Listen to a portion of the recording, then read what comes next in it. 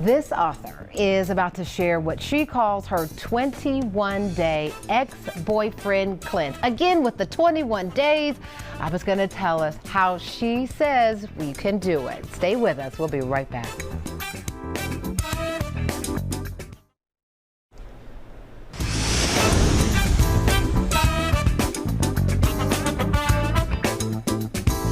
Welcome back to the table. Psychologist Dr. Laura Lewis has shared her 21-day restoration after breakup plan. And now joining the conversation is author of the 21-day ex-boyfriend cleanse, Aba Arthur. Aba, thank you so much for joining us here on the show. I like this 3-week theme.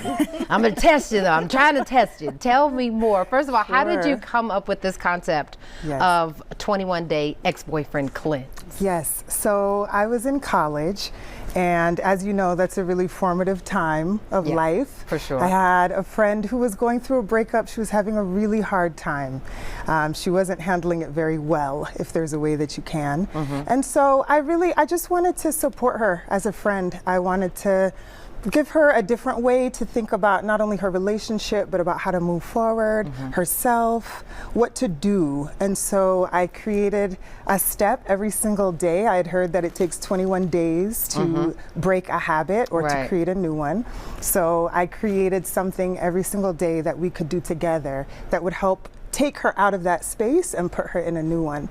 And after she did it, she felt like it worked. She gave it to someone else, who gave it to someone else, who gave it to someone else. And you were like, I need to put this on some pages. I said, hey, let's do it. But let me ask you this. Was this something from just even your own personal experience? Yes. Tell me how you identified what these stages and steps are. Sure. Well, you know, it's funny, Portia. Obviously, when you see somebody else going through something, sometimes it's easier to tell them what to do. There's always the case. We're like, girl, you need to just do X, Y, Z, P, D, Q, and you haven't done not near a bit of it. You haven't done it yourself. Right.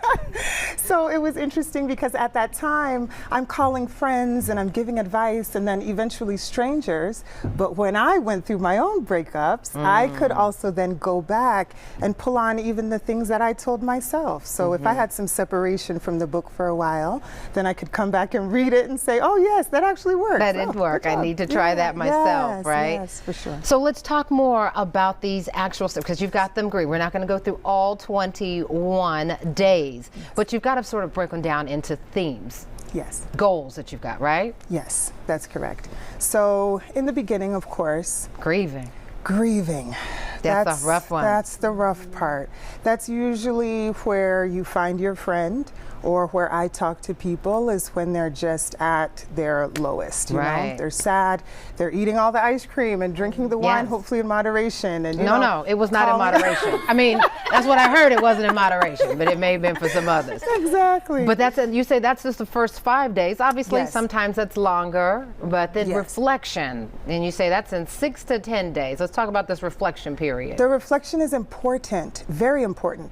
That's when you get to look at yourself. And that's when you get to really look at the relationship. You know, sometimes we look back on things with rose-colored glasses. And so it's easy to say, oh, it wasn't that bad, or oh, maybe, you know, they did this or they said this and they really didn't mean it. So this is the time to really look at it with fresh eyes and say, okay, what went wrong?